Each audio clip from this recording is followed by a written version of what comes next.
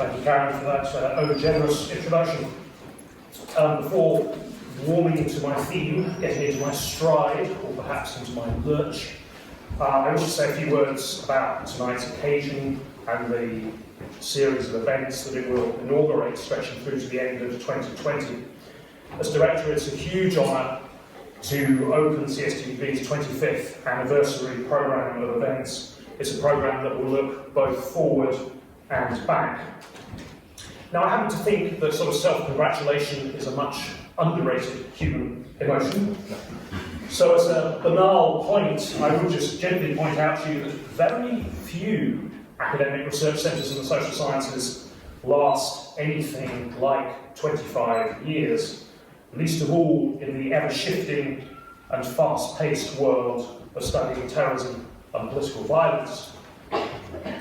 Furthermore, although we don't like to admit it, the social sciences tend to have a fairly dire record of predicting the future accurately.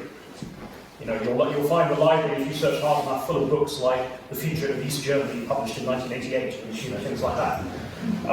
And so I wish, therefore, to take this public chance to pay tribute to the late Paul Wilkinson, who Karen's already mentioned, and Bruce Longton, as our founding fathers back in 1994, for the foresight, indeed the farsight, they had to reach the conclusion back then that terrorism might just continue to matter. And let's not forget that in 1994, that was far from being hegemonic common sense. It was fashionable back then, with the IRA and the PLO winding down their armed campaigns for the South African peace process gathering pace. It was rather fashionable to think that terrorism and political violence were yesterday's problems. They were Cold War detritus that could be safely ignored. They were fading phenomena. And it is, I think, a tribute to the acumen of our founding fathers that in an age of short-termism they took longer views. Also a tribute, I think, to St Andrews University and School of International Relations in particular, when it came along, that they also took generous and supportive views of that subject area. Now, historians basically all want to be writing with decline and fall. We all want to be sort of beautiful stylists, so I don't like acronyms very much. But I think it is fair to say that international relations at St Andrews is very good in what I call VHN, violent human nastiness. In other words, genocide, war, security studies, peace and conflict studies, and so on. And I think CSTV has been much sustained, much enriched by the academic camaraderie in studying some of the worst of things that human beings can do to each other alongside those research centres. So I wish in my opening to pay tribute both to CSTV's inheritance, but also to its web of institutional relationships. They help us be more than the sum of our parts. And they've helped us maintain the CSTV tradition of scholarship that for a relatively small research centre, I think has been remarkable for its sheer intellectual range and ambition. We stand on the shoulders of giants. Now, whether my own lecture tonight to you is at all worthy of that grand tradition, I will leave for you to judge. Its choice of focus is quite deliberately pragmatic and prosaic. And it starts really somewhere where we have all been, which is the security queue at an airport. You know, that strange ritual, quasi-religious, by which you come under suspicion, have to remove your shoes and your belt and everything else, or your snotty tissues in your pocket and so on and so forth. You're then scanned and somehow redeemed, blessed, told to go forward, and you're sort of, as I say, there's a kind of rebaptism almost, you then go forward as a sort of renewed and approved character into the rest of the airport. You can then find your shoes and your snotty tissues and so on. And really my point is a very banal one, but I think an important one. You cannot catch a plane or an underground train in 2019 and not be reminded of the fact that total strangers might slaughter you. That those announcements, whether we try and block them out or not, are insistent and repeated. And we tend, I think, to think this is normal. We've sort of half made our peace with it. My argument tonight to you is that viewed in any longer-term historical perspective, it is not. It is distinctly weird. So friends, we live in strange times. And one of the strangest things about these strange times, it seems to me, is the sheer impersonality of so much of the political violence we see around us. Its breathtaking, random callousness. Its quality of what the poet W.B. Yeats 100 years ago called its abstract hatred, or what Joseph Conrad slightly earlier in The Secret Ages called blood-stained inanity. And I think we should be puzzled by this. We should be puzzled by this phenomenon that strangers might want to kill us, because it has come from somewhere historically and it needs to be explained. And I want perhaps to try and illustrate this with a single anecdote. Located back in the middle of the French Revolution, in the middle of the 1790s, in the Rhone Valley in the south of France, a harassed government official was trying to explain to his superiors in Nîmes that his village had had nothing to do with a series of recent murders. And this is how he did it. He wrote to his superior saying, quote, "You can grasp that we could not be enemies of people we didn't know. We could not be enemies of people we didn't know." In that phrase is contained an entire theory of violence and how it happens.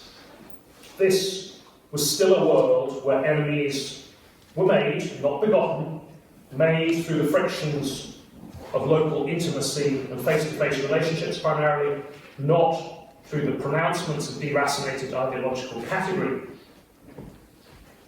At the risk of stressing the blindingly obvious to an intelligent audience, the world we live in now is very, very different. Back in the summer of 2017, I confess, Carol, I've been working on this for slightly longer than I wanted. Back in the summer of 2017, when I first started thinking about this project in earnest, the internet was awash with details of the most recent jihadist atrocities in Barcelona. 13 had been killed in a van attack, 5 had been shot dead by counter-terrorist police in a nearby town. And I remember thinking that this was awful, but by the time I finished this book, if I ever finish this book, something else would have come along to overlay it. Perhaps many things would have come along to overlay. And I was right. Because deep down, we all know such atrocities have a short publicity half-life, usually. That is why they had to be repeated regularly to regain our attention. And deep down, we probably expect that to happen too. Friends, this is a very strange state of affairs.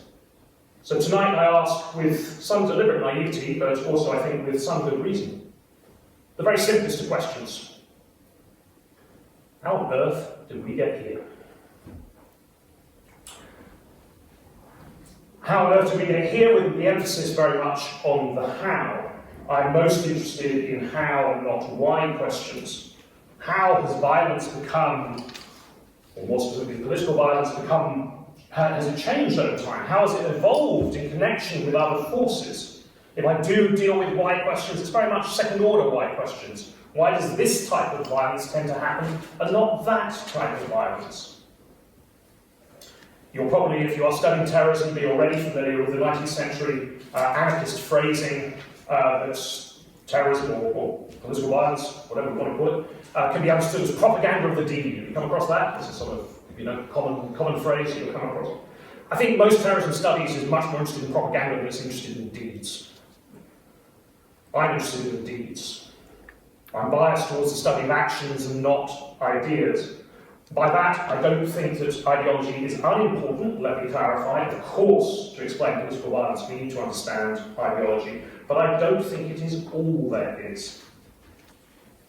In a seminal article from 1981 entitled "The Causes of Terrorism," with her usual lucidity, Martha Crenshaw argued for a key distinction between what she called preconditions, factors that set the stage for terrorism in the long run, the background, if you like, and what she, on the other hand, called precipitants, specific factors that immediately precede the occurrence of terrorism, or direct causes, if you like. Most of terrorism is about precipitants. Most of terrorism studies is about precipitants, the direct causes. Because I'm obstinate, I'm interested in the preconditions, the background factors. And while I'm about it, while I'm having my therapy in public, I'll declare another heresy. As the director of a major terrorism studies research centre, I'm not going to spend ages trying to define terrorism for you. I am well aware, as I say this, that many of you are probably wrestling with early essays on what is terrorism, and what is it not, and you have my full and sincere rhetorical solidarity and sympathy. One of the abuses of power, such as it is you can bypass these questions.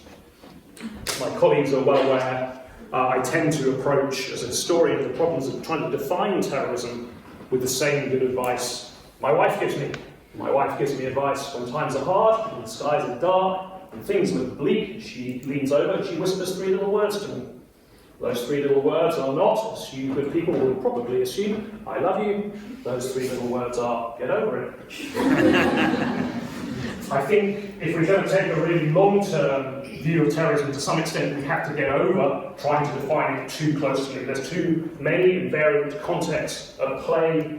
We have to treat it as a slightly blurred and moving target. So I'm not going to obsess over what is terrorism, what is political violence, where the boundary lies. I'm just going to approach the study of political violence as really unofficial, unlicensed violence in pursuit of power.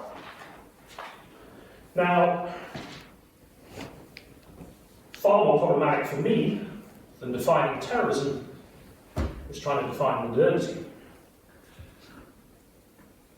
My good friend and colleague Peter Lair was kind enough a few years ago when we were co-teaching the 5901 introductory module that some of you are doubtless, what's the right word, undergoing, experiencing, enjoying perhaps right now.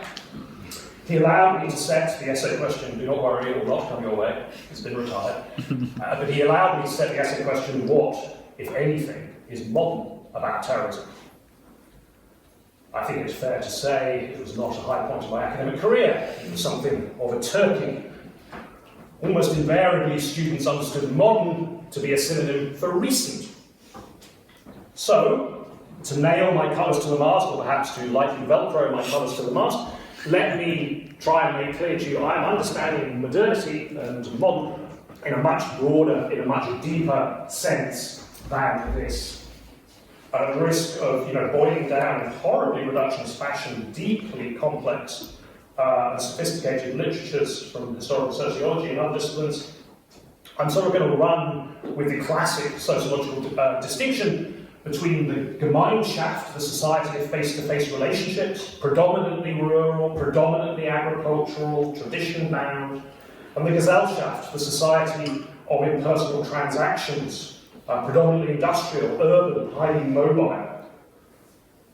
Here my choice of geographical focus is, I'm afraid, also highly unoriginal, looking at what you might call the original core of the global north, what people used to call the West, the USA and Western Europe since the late 18th century. Those societies, capitalist, militarily aggressive, whose international hegemony in the early 21st century is so clearly fading. Now, to be very clear here too, because it's an important point, I'm not arguing that this is the only form of modernity, that Western modernity is all that there is. My point is simply that these were societies that earlier than others tended to cross various crucial thresholds, demographic explosions of population, urbanisation and so on and so forth, and it makes sense to study them together. I'm not arguing that modernity is a sort of apotheosis, a better way of being, or a fixed destination, that there's the kind of West got there and the rest of the world's going to catch up. That's not what I'm arguing at all. I see modernity as an open-ended and shifting, but still a distinctive social condition. And the point really is this, that this condition of being modern affects how violence in those societies takes place. Modernity does not conquer or banish violence, as is often assumed. How often do you hear David Cameron talk about ISIS and say, oh, medieval, it's barbarism. We're modern, we're not like that. Modernity doesn't conquer violence. It may rechannel it, It may often hide it, sort of a kind of conjuring trick in which the state hides its own violence. But violence is in the foundations of modernity, including Western modernity. But it does fundamentally change it. And political violence can never stand entirely apart from society and social processes.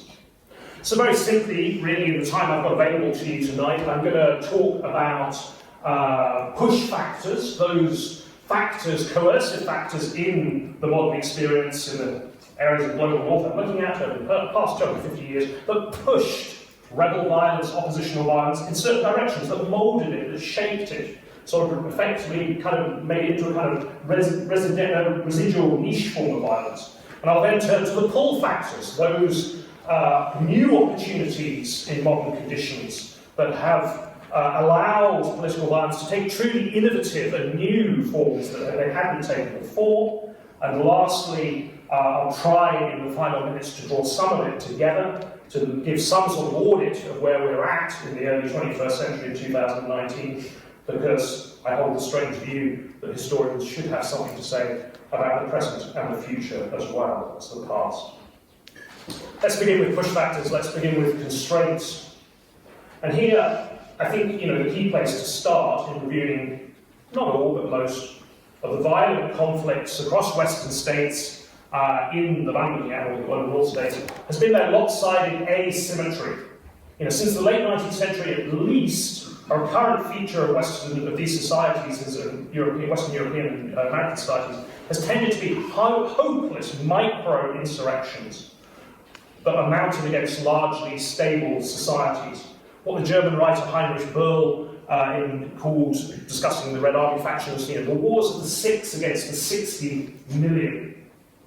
Now, very often we try and explain these movements through their ideas. Now, imagine you've all encountered David Rappaport and his 4 waves of rebel terrorism. That's one way of doing it, to foreground the ideology. I want to make a more sociological point, which seems to me striking, that it is only the utopians, it is only the dreamers and the deranged who dare take on these states, because the contest is so asymmetrical.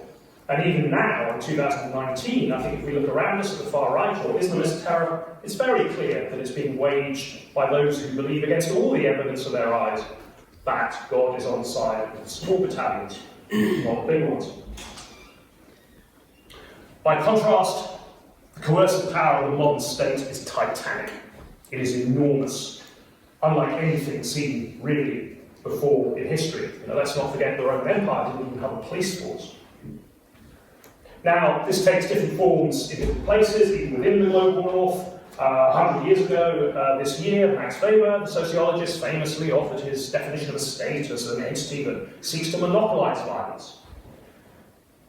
In the USA, by contrast, there's a different tradition, land of the free, in which interpersonal and ghetto violence can be fairly complacently tolerated, arguably, so long as the central organs of government are not directly threatened. If they are, the federal state then massively outbids any challenger. The best illustration I can give of that is the end of the Blues Brothers. That moment in which all the kind of resources pour in. So it's a different model, but still the point remains the same. Nothing can be allowed to threaten the federal state's dominance.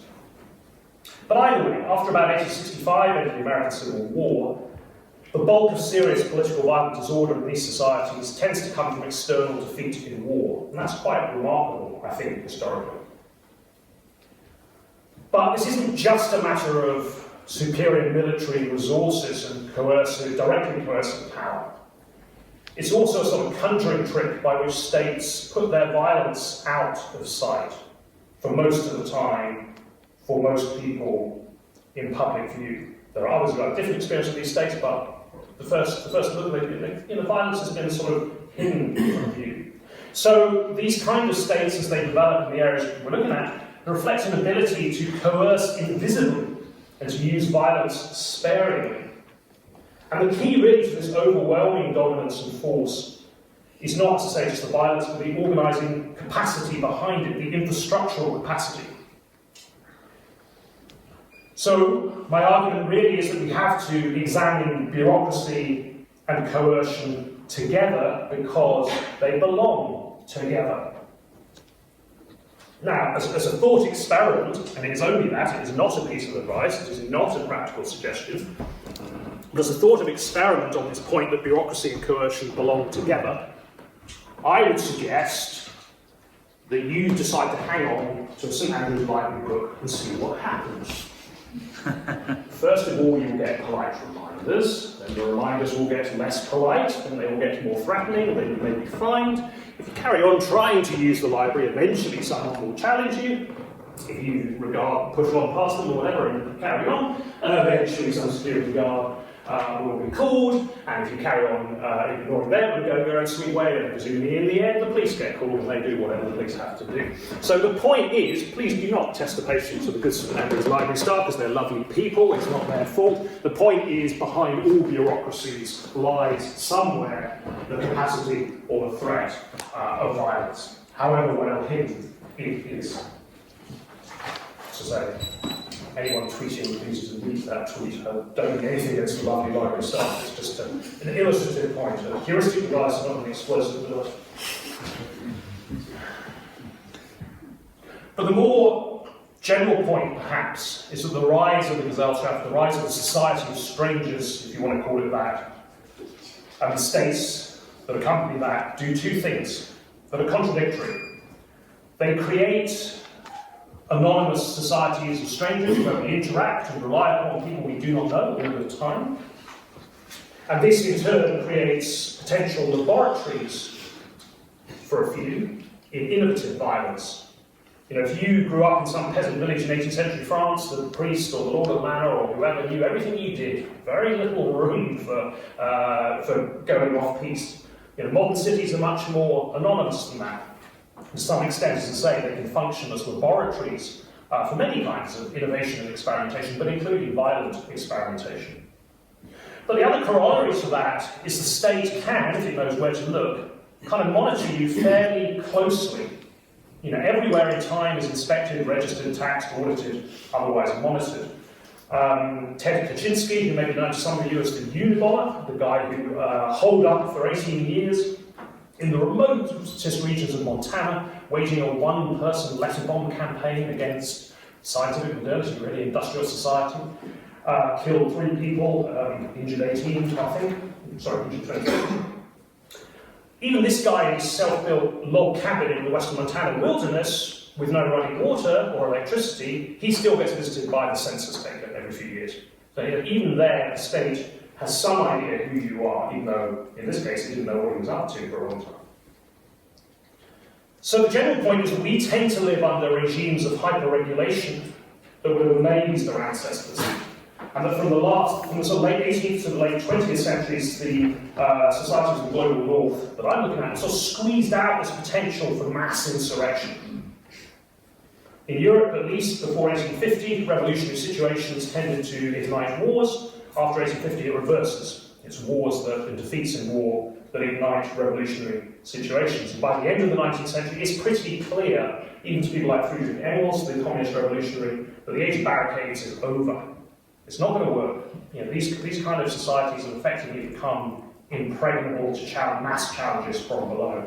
And what happens is something truly innovative, is that political violence is driven underground, it takes different forms, and in the 1880s you see the emergence of something truly new, the urban bombing campaign, a repetitious sequence of explosions staged from below for wider political effect, effectively a sort of exploding advertising campaign.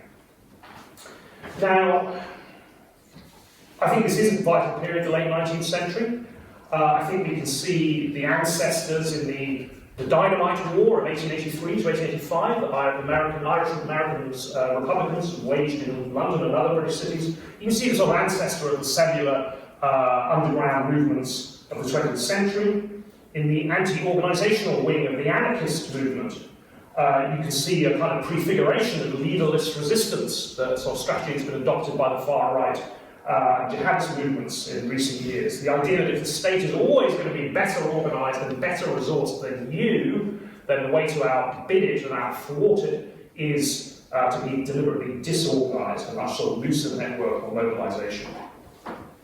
Now, I could say more about the evolution of political violence over the 20th century. In particular, I think the crucial, neglected relationship between small violence from below and state terrorism, state violence from above.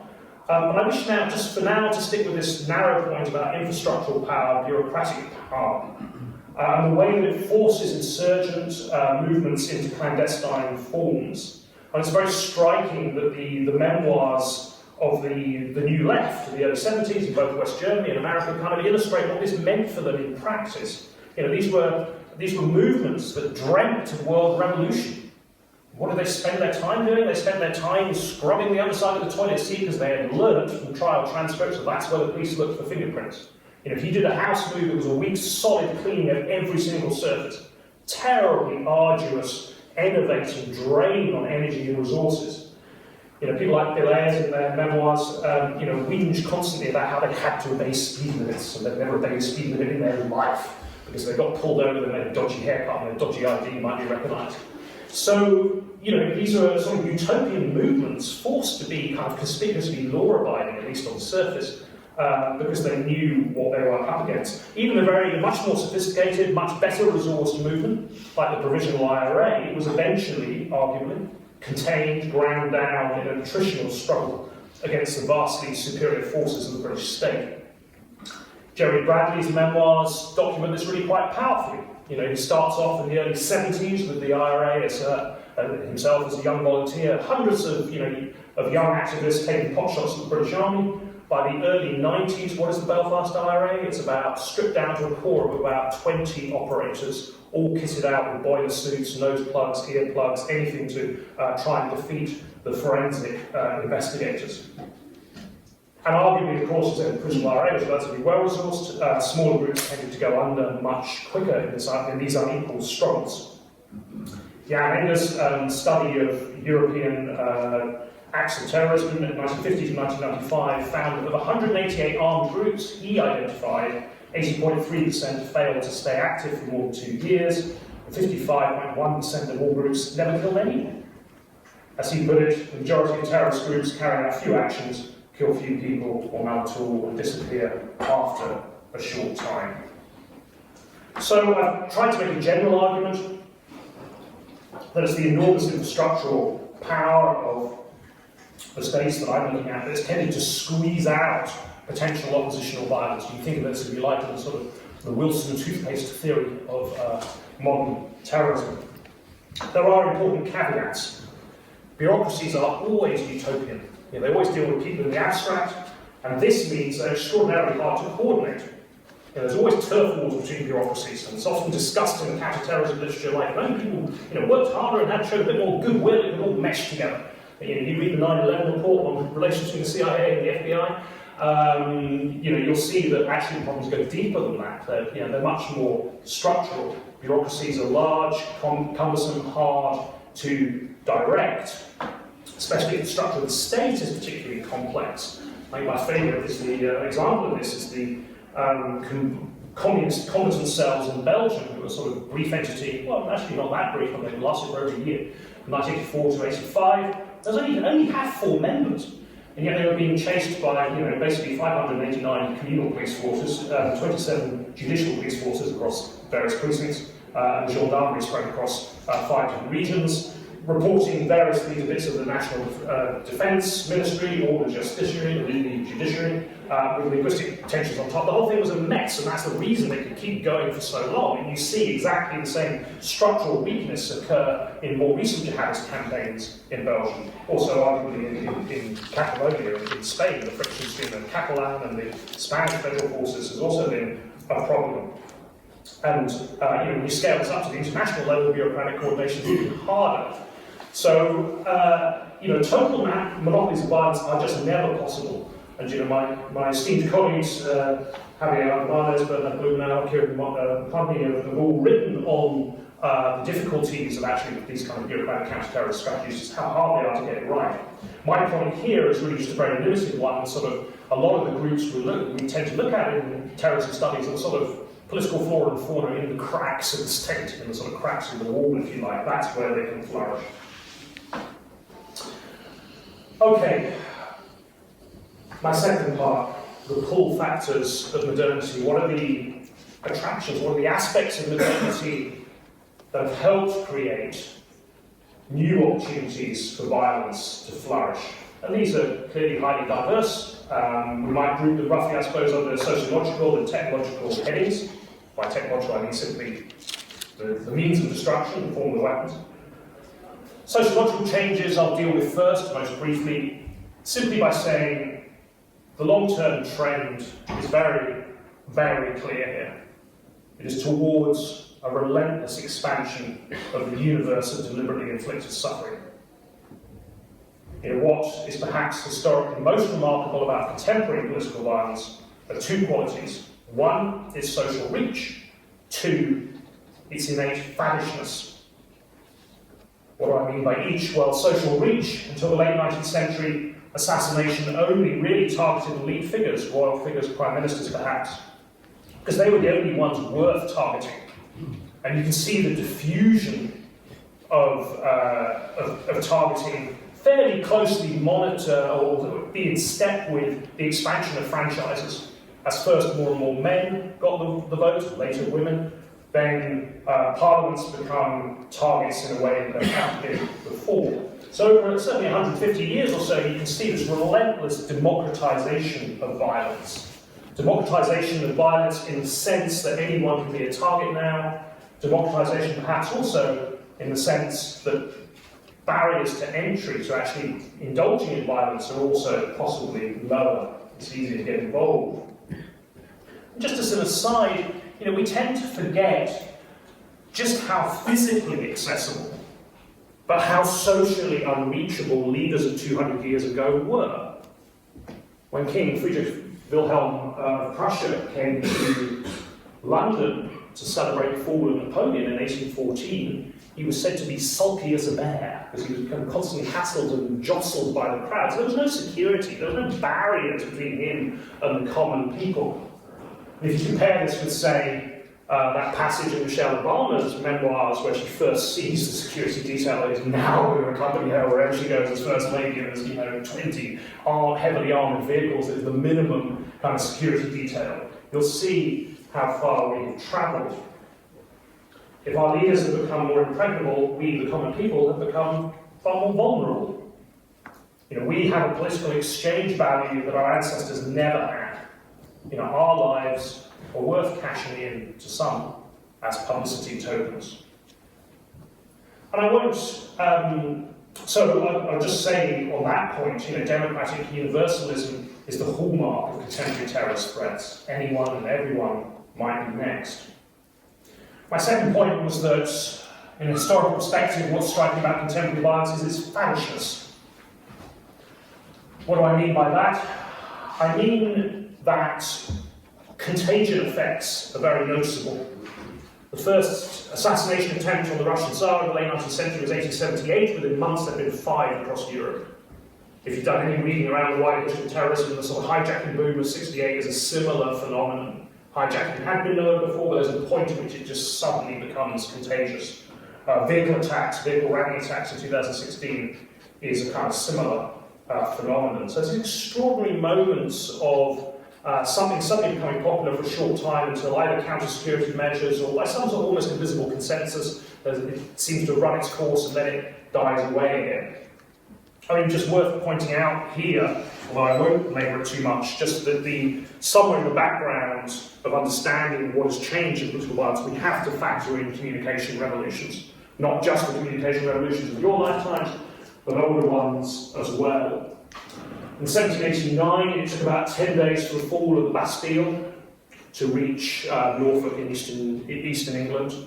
In 1963, when President Kennedy was shot, within 5.5 hours, 99.8% of the people surveyed had heard the news. And this year, we passed a new low in what you might call the Society of the Spectacle, which was, of course, a live-streamed massacre on Facebook in the Christchurch Mosque.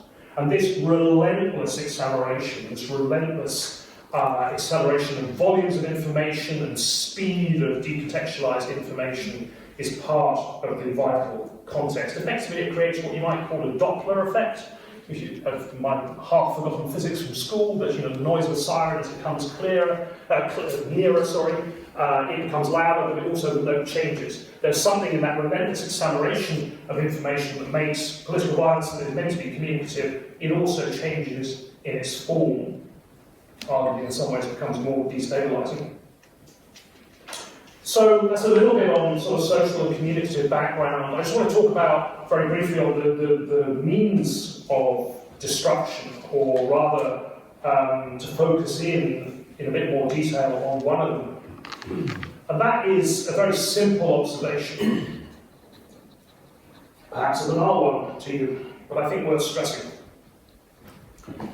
Things that go bang tend to dominate the practice of modern political violence.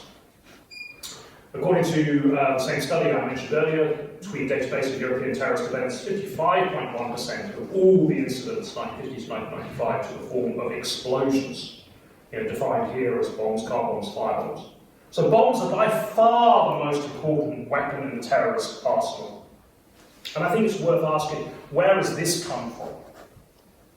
I think it's sort of well recognised that the militarisation, the portability of explosives in the late 19th century is a key turning point. It's more of a puzzle than we often admit, because actually this has been technically possible a long while earlier. We have manuals from 1573 that show basically an IED, an improvised explosive device, with a booby-trapped purse full of shrapnel, and you go and pick it up on the street and it explodes. If they can do it in 1573, why did it not become more common as a PhD topic to throw out for you?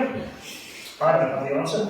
But I think it is fair to say that this 1867 moment, the moment at which Alfred Nobel, the Lord of Dynamite, patented Gua dynamite, is true, is rightly recognised as a key moment. I suppose all I would say there is that it's less often stressed that this means that the bombing tradition of political violence is not the stepchild of the 19th century's wars, but the stepchild of its business world. It was the commercial availability of dynamite that made it so powerful. This was a wonder stuff. This was the stuff that drove the St. Gotthard railway line in Switzerland 9 miles through solid granite, that put the Trans-Pacific Railroad through the Sierra Nevada mountains and so on and so forth. It was incredible stuff, and it's on the back of that various criminal and political actors start using it.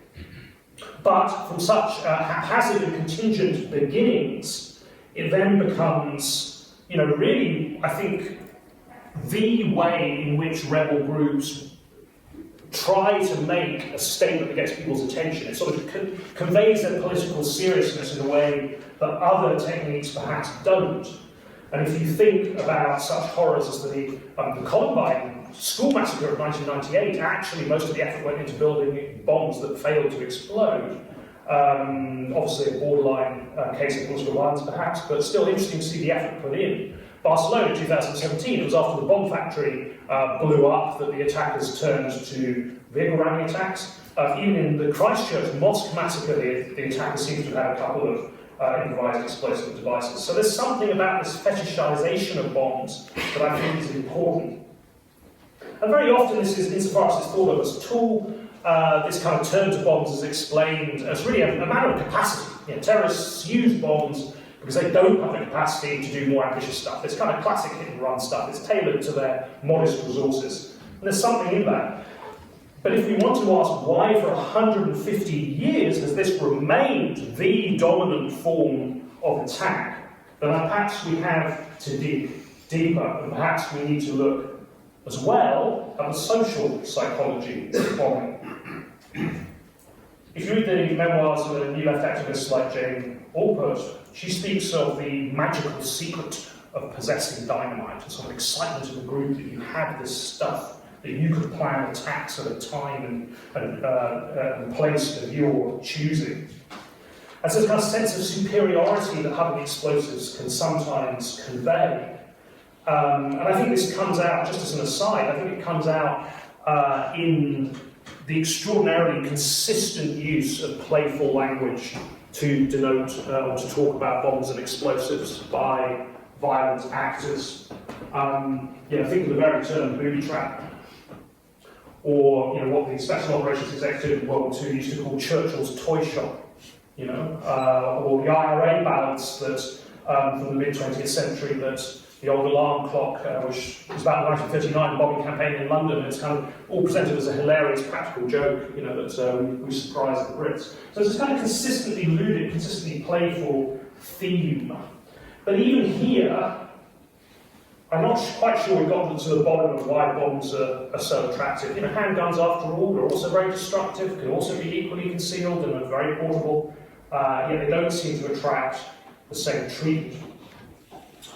And my best suggestion, tentative as it is that we turn to the work of Randall Collins and his 2008 classic Violence, Microsociological Study. If you don't know the book, I recommend it highly. Collins basically looks mostly at violence in the form of face-to-face confrontations, and he makes the very obvious point, which still we often overlook, that we live in a golden age of violence studies.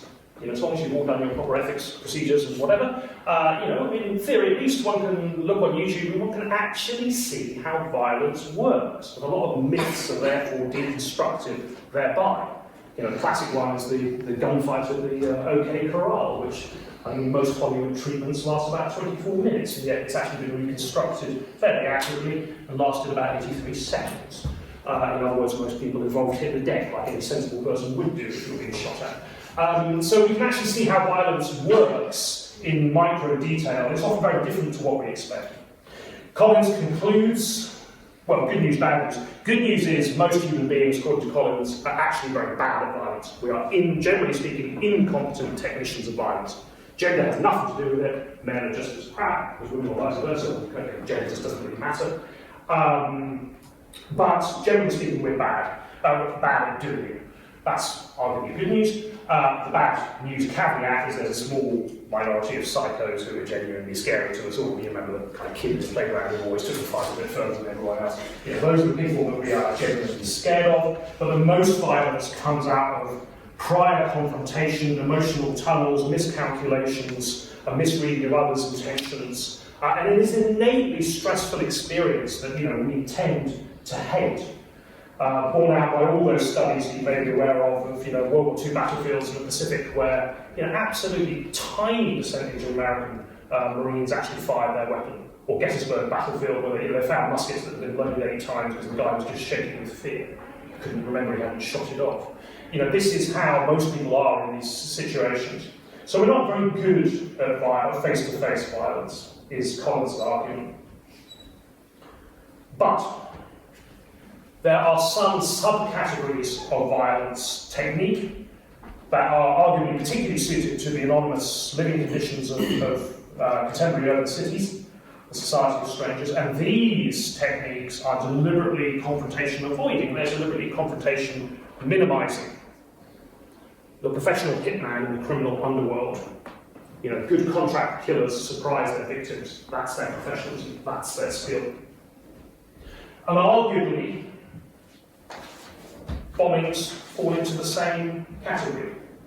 We know from many bombers' memoirs that planting bombs is a stressful experience, but it's arguably a less stressful experience. It's easier to do than entering into the stress of dealing with an alarmed adversary face to face. It's a form of evasive attack. And I don't really want to sort of overstress this point. I think you can take it too far, but I think there is something there in the attraction of bombs as intrinsically lowering entry costs for people to get involved in political violence who might not otherwise do so. Again, if we look at the New Left groups of the early 70s, and I only keep referring to them because they've actually been relatively prolific in their memoirs, but there's some very complex intersectionalities and backgrounds. People like Mark Rudd, who was one of the kind of leading activists in the early days of what was Weatherman, later the Weather Underground. And there's a description where he gets punched on stage and he's in total shock. He's a middle-class kid who's never fought anyone in his life. He's preached a good war against the American state. This one actually takes a dig at him. He's amazed.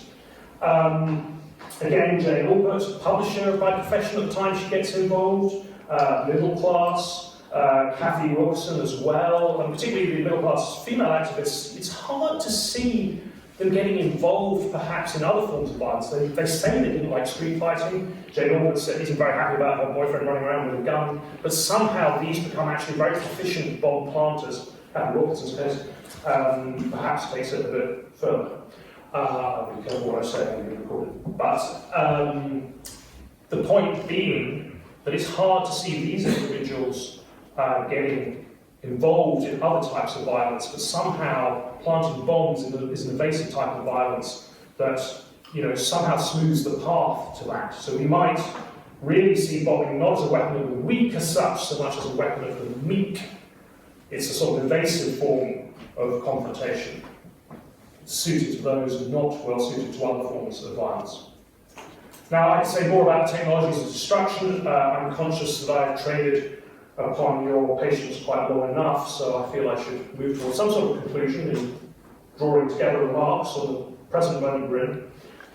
And, as perhaps befits the director of a research centre looking both back and forward, that conclusion is pretty open-ended. Taking long-term views in some ways is strangely comforting, actually. Any survey of the evolution of political violence in the past 250 years, I think, has to stress deeper roots of stability in Western societies. Control of public violence, at least, is one of the great domestic success stories. Now, admittedly, as I say, this has been achieved through a relentless exercise of infrastructural power and over greater and greater areas of public life. But it is this, more than anything else, that has sort of squeezed violence, insurrectionist violence, out of modern politics, largely. Historians should never do prediction. Historians, when they don't want to get drawn to something, say, oh, that's not my period. Well, the future is definitely not my period, I'm a historian. And I also hesitate to make firm predictions in the light of recent news, delayed Brexits, attempts to impeach Donald Trump, last night's scenes from the House of Commons, and so on and so forth. Still, I'll hazard a guess that the age of coups, civil wars, revolutions in the classic sense is over in the societies that I have been looking at. Those phenomena seem to belong very much to the past. Basic state stability endures, despite the challenges of management of public order that the internet society throws up. And, I think just to say a word on the information revolutions that most of you grown up with and that are your reality. I think a few years ago, social scientists got a little bit overexcited about globalization and information revolutions. Sort of authors like Zygmunt Bauman and Susan Strange tended to sort of hasten to proclaim the death of the nation state as a sort of key locus or arena of power politics. Rise of transnational terror networks that could pull off repeated 9/11 seemed like a distinctive possibility for a while. And that 2 centuries-long process of the appreciation of state power that I've tried to explore tonight seemed, in the late 20th, early 21st century, to come to a halt and perhaps to be thrown abruptly into reverse. A new age of chaos seemed to beckon. Well, I do think that the current moment is a little more open-ended than that. And events in Chemnitz and Saxony last August, if any of you followed them, I don't know, but I think they sort of showed some of this in action. So at the end of August, 26th of August 2018, early hours of the morning, a 35-year-old German-Cuban carpenter was stabbed to death apparently by 2 asylum seekers of Arab background. Within hours, there were 800 demonstrators on the march. By the evening of the same day, 26th of August, there were 6,000 neo-Nazis demonstrating and indeed roughing up people, chasing them who they didn't like the look of.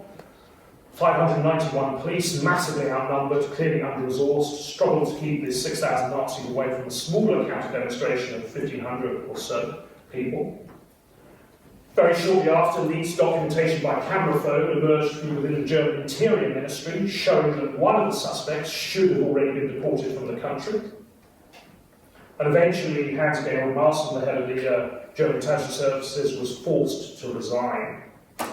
So the hallmark of this gathering crisis was that the official authorities, the constituted authorities, were constantly on the back foot. They were constantly outpaced by social media, other forms of mobilisation, football hooligan networks, and so on and so forth. And they struggled, obviously, to control the crisis and arguably, lost control for a while. So it seems the Chemnitz events of last summer seem like a seem like a classic case of the erosion of state authority and public law and order in the face of destabilising surges of information turbulence.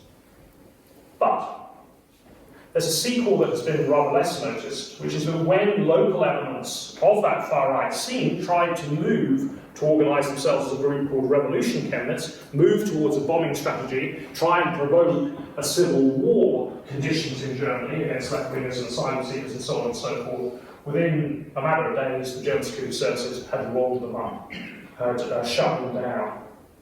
But let's not forget that daily living spews out electronic evidence trails in all directions. I'm one of those obstinate people who goes into supermarkets and they keep offering me loyalty cards, and I keep saying no, why won't you take one? Just my pathetic little protest at trying not to be monitored all the time. But for better or worse, the surveillance opportunities of the state, indeed commercial society, are massively enhanced by the information revolution. The underground movements of the 70s and 80s would be very hard to replicate today. So yes, that is part of it, it has become harder for public order to be managed, but there are counter trends as well. Public moves are certainly more febrile, I think, they're more alarmist. We live in a sort of very alarmist age. It does seem to me that one of the big differences between my childhood and many of the students I teach is in that macro Cold War context of how we think about violence. Tonight is a very obscure but arguably a very significant anniversary. 36 years ago exactly to the day, 26th of September 1983, in the depths of the Cold War, when relations between the Soviet Union and America were particularly tense, Lieutenant Colonel Stanislav Petrov looked at his screen. His job was to monitor the American satellites, or to monitor the satellite information, because just in case the USA launched a preemptive nuclear strike, and the screen went red, the alarm sounded, 5 nuclear missiles were apparently coming his way. As he put it in his memoirs, I felt I was sitting on a frying pan. He knew that there would be about 20 minutes before they might hit, and that every second he didn't report it up the chain meant less time for his superiors to react. He took the hunch it might be a computer error. He was right. We're all still here. He got into trouble for falsifying his logbook. That tells you something about how bureaucracies work. But arguably, he did us all an enormous service. Let's not kid ourselves that this town and this university would still be standing in the event of an all-out nuclear exchange. This was a Cold War front line. With RAF Lucas and the not-so-secret bunker down the road, and how the Soviets not know about something you spent months excavating and then putting a little farmhouse on top. This would all be radioactive ruins. And I think that does make an enormous difference. When IRA bombs went off in London and Birmingham in the 70s and 80s, horrific as it was in my childhood, somewhere in the background, amongst more thoughtful people at least, was some awareness worse things could happen. And to some extent, we have, I think, rather lost sight of that. This is a good time for amateur propagandists of mayhem, self-appointed saviours and rabble-rousers, to ride these decontextualised information surges and flows in reckless ways. But that does not follow from that governments are about to collapse. States in many ways, as I say, have also been strengthened by the information revolution. Okay, so that in a sense is my good news. I don't think the political violence we see around us is any kind of existential threat, at least to the societies of the global north I'm particularly focused on. And my last heresy for you this evening on that point, as Director of Major Terrorism Studies Research Centre, is to say, don't worry about terrorism, worry about the melting ice caps, it's far more important. Thunberg is right. So, there you have it, I'm committed. How many heresies is that now? Don't worry about foreign terrorism, there are worse things out there, and so on and so forth. But I don't think it's right quite to end there either. This retrospective survey of the past 250 years also offers us no shortage of less comforting lessons as well. Before the revolutions of the late 18th century, in America and France, violent threats to political elites were both highly limited and highly sporadic. They remained focused at the very top of society because these were very unequal societies. That is where power was located. By the early 21st century, by contrast, the general aura of threat has become firmly institutionalized along impeccably democratic and apparently permanent lines. If much of the violence that we see in the news remains fairly amateur and improvised, there certainly seems to be a lot more of it. Security services do seem to struggle with a sheer atomization of mobilization. So endless waves of self-starters, stray dogs, lone wolves, whatever you want to call them. A sort of dark side of individualistic society gone rampant. And moreover, a lot of this violence seems harder to ignore. It seems to create more of a splash. Within what I think of as the giant magical lantern show of social media, such horrors are relentlessly magnified, and the shadows grow larger and longer. And seen from this vantage point, the dark progress of modern political violence is one of relentless diffusion. From individual assassination to general massacre, from hazard of social rank to rank social hazard, from the classes to the masses, from feud to fad, an ever-widening guide. I'll leave it there. Thanks very much.